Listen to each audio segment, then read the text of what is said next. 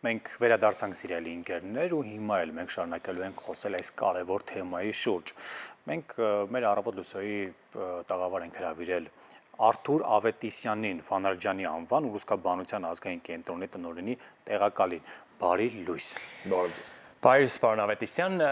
այսօր քաղաքացիների դեմ պայքարի միջազգային օրն է եւ հետաքրքիր է այդ պայքարի մեջ նման օրերը որքանով են կարևոր եւ արդյոք այդ ընդհանուր համընդհանուր պայքարի մի մասն են այս նախաձեռնությունները։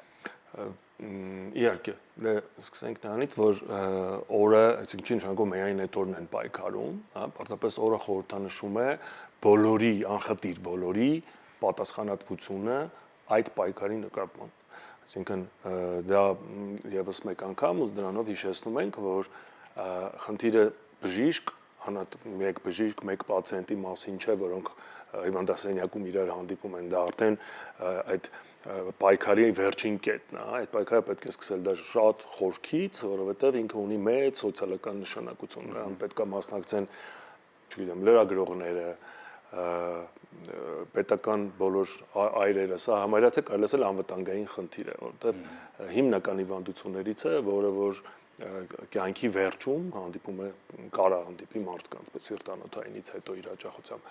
հիշեցնում ենք այդ օրով, որ պայքարում ենք բոլորս, պետք է ել ավելի լավ պայքարենք ու սկսենք հենց մեզանից։ Ասում ենք պայքարում ենք։ Մի փոքր եկեք բացենք փակագծերը, ինչ է նշանակում պայքարում ենք։ Օրինակ ես լավ եմ պայքարում, ես չեմ ծխում։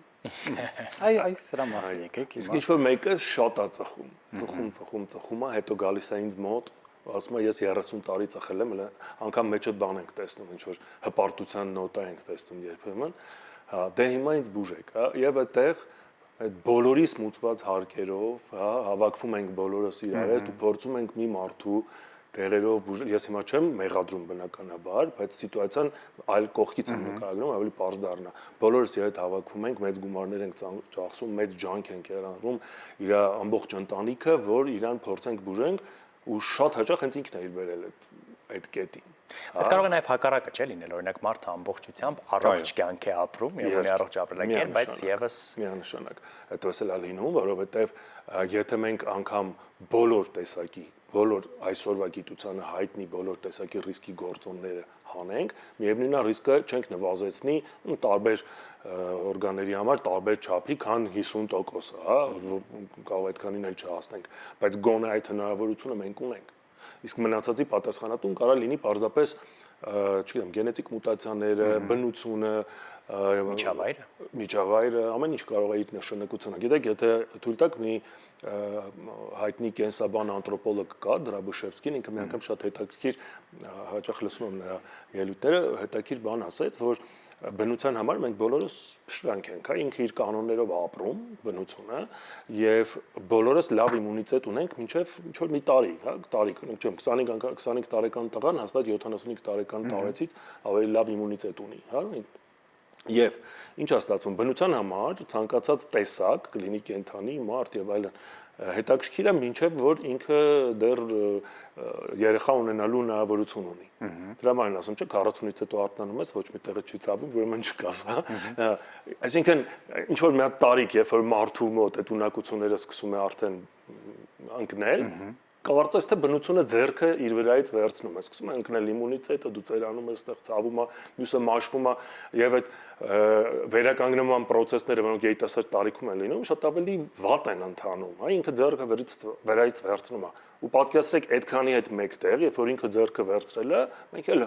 մեծ հավեսով փչացնում ենք մեր օրգանիզմը, հա, խմում ենք, ծխում ենք, չաղանում ենք, չենք վազում, այսինքն արդեն բան ապահովագրությունից դուրս է եկել բնության, բայց դու շարունակում ես քեզ փչացնել, հա։ Ուզում եմ սրանով պարզապես կողքից նայենք խնդրին, էլի։ Պարոն Ավետիսյան, որոնք են Հայաստանում ամենատարածված քաղցկեղային հիվանդությունները։ Տեսեք, Հայաստանը այդ առումով շատ համարյա չի տարբերվում ամբողջ աշխարհից, որոնք որ կրծքագեղձը կանաչ շրջանում է ամենից շատ տարածված, թոքի քաղցկեղը տղամարդկանց շրջանում է ամենից շատ տարածված, Այստեղ հա օրինակ տարածվածն էլ հիմա փոփոխվում է օրինակ եթե նայենք կրծքագեղձի քաղցկեղի հիվանդացության թռիչքը Հայաստանում նայենք որ վերջին 5 տարվա մեջ միգուցե 50%-ից ավել կթվա թե հիվանդացությունը աճել է սակայն դա խնդիրը այդպես չի այստեղ աճել է նաև հայտնաբերելիությունը այսինքն մենք այդ կանանց ում հայտնաբերել ենք այս ակտիվ գործողության շնորհիվ, հա, նոքս կլինիկների շնորհիվ, մենք այդ քաղցկեղը կամ իրանք արդեն կհայտնաբերեին ոչ թե այս տարիների ընթացքում, այլ եւս մի քանի տարի ուշ, բայց արդեն ավելի ուշ փուլում։ Այսինքն դիագնոստիկայի զարգացման հետ միասին, իհարկե քաղցկեղի հիվանդացությունն էլ աճում ամբողջ աշխարհում, բայց դիագնոստիկայի զարգացման հետ միասին նրանց հայտնաբերելիությունն էլ է արագանում, որոշակի տպավորություն է թողնում, թե այդ հիվանդացության աճը շատ ավելի սրընթաց է։ Բայց ամեն դեպքում այդ աճը կա, թե ոչ, վիճակագրորեն։ Այո, այդ աճը կա։ Ամբողջ աշխարհում, ամբողջ, բայց միևնույն ժամանակ օրինակ Ավստրալիան հայտարարել է, որ 2030 թվականին նա պատրաստվում է հայտարարել, որ իրենք ազատվել են արգանդի վզիկի քաղցկեղից։ Այսինքն մեծ աշխատանք են տարել տասնամյակներով, պատվաստումներ, չեկապներ, այսինքն ուսուցողական ինչ-որ դասախոսություններ կանանց շրջանում եւ այլն, եւ նրանք պատրաստվում են արդեն 30 թվականին այդ հայտարարությունը անել։ Քաղցկեղի օրերը սովորաբար ունենում են թեմաներ կամ կարգախոսներ եւ 25-ից 27 թվականի կարգախոս քաղցկեղի օրվա յուրահատկությամբ միավորված է, այսպես United by Unique։ Արդյոք սա նշանակում է, որ քաղցկեղի յուրաքանչյուր պատմություն յուրահատուկ է։ Թե կա ինչ-որ ալգորիթմ, որը բոլորի դեպքում գործում է։ Գիտեք, երկուսն էլ կա, ինչքան էլ որ տարօրինակ թվա, երկուսն էլ կա ալգորիթմ, որ բոլորի դեպքում գործում է, բայց հիմա բժշկությունը շատ արագ գնում է այն ուղղությամբ, այսպես ասած, պերսոնալիզիրованная մեդիցինա, երբ որ թիրախային դեղը գտնում են կոնկրետ պացիենտի, որովհետև ուռուցքի աճման այդ մուտացիաների հետևից արդեն գիտությունը կարողանում է գնալ եւ առանձնահատուկ ոչ թե միայն ուռուցքի, այլ առանձնահատուկ կոնկրետ օրգանիզմի ուռուցքի աճման յուրահատկությունները իմանալով բնականաբար ավելի պարզ է դառնում թե որ դեղամիջոցը իրան կարող է օգնել։ Ուռուցքաբանության ոլորտը, պարոն Ավետիսյան, ինչպես է հիմա զարգանում Հայաստանում։ Շատ հաճախ են այս հարցը տալի, մենք փորձում ենք մեզ դրսևորենք ոչ միայն որպես դիտորդ։ Հաճախ նույն ձև են պատասխանում հարցին, բայց եկեք լինենք անկեղծ, մենք չենք կարող գեներացնել այնպիսի գիտություն, որ հնարենք հակաուռուցքային մոլեկուլ, հա, որը այսօր ամենահարուստ երկրներն են կարողանում տեխնոլոգիաների շնորհիվ իրենց թույլ տալ, բայց շատ ակտիվ այդ ամեն ինչը դառնում է հասանելի նաև մեզ, հա, առաջերտին իհարկե ինֆորմացիայի առումով, երկրորդ հերթին աստիճանաբար շատ դեղեր ավելի հասանելի են դառնում, անգամ մեր երկրների համար։ Եվ երևի թե այս հարցում նաև շատ կարևոր է փորձի փոխանակումը եւ անդադար կոնգրեսների, սեմինարների եւ այդ ամենատարբեր նախաձեռնություններին մասնակցելը եւ այս առիթով 2021 թվականից է ազգային կենտրոնը Հայաստանում կազմակերպում ամենամյա միջոցառում ձիերուսայտողներ, որը կոչվում է հայկական ուռուցքաբանական կոնգրես։ Այս տարի եւս լինելու է։ Իհարկե, այս տարի մեր 6-րդ ամենամյա կոնգրեսի 6-րդն է լինելու եւ նույնպես էլի շատ մեծ մասշտաբով ենք մոտեցել, բազմակի հյուրեր ունենք տարբեր երկրներից, նրանցից ոմանց մասին կասեմ, կոնգրեսի ընդհանրապես իմաստը, բժշկական կոնգրեսների եւ ասեմ, որ մեր կոնգրեսը Հայաստանում խոշորներից է բժշկության ասպարեզում, ամեն տարի ունենում ենք 500-ից ավել պատվիրակ եւ 100-ից ավել զեկույցներ, հա։ Այս տարվա մեր հյուրերից են, մենք կարծես առիթներով շատ եմ ասել, Հայդենբերգի, Գերմանիայի Հայդենբերգի համալսարանական կլինիկայի գործընկերն ենք, հա, մենք ուշագիր ենք միասին ստորագրել, այնտեղից մի մեծ թիմ է գալի 10 հոգանոց, ունենք թիմ Շվեդիայից 3 մասնագետ ճառագայթային թերապիայի շարունակական կրթության սեմինարներ ենք ուզում կազմակերպենք Հայաստանում, այսինքն այդ ոլորտը զարգացնենք ոչ միայն գերթանկարժեք սարքեր գնելով, այլ նաև կադրերի պատրաստումով, որը շատ ավելի սուղ է, հատկապես ոչ թե բժիշկների, այլ օրինակ բժշկական ֆիզիկների առումով եւ այլն։ Ունենալու ենք live surgery, այսինքն դա 3 վիրահատություն միաժամանակ տարբեր վիրասարաններում իրականացնելու են մեր հյուրերը արտերկրից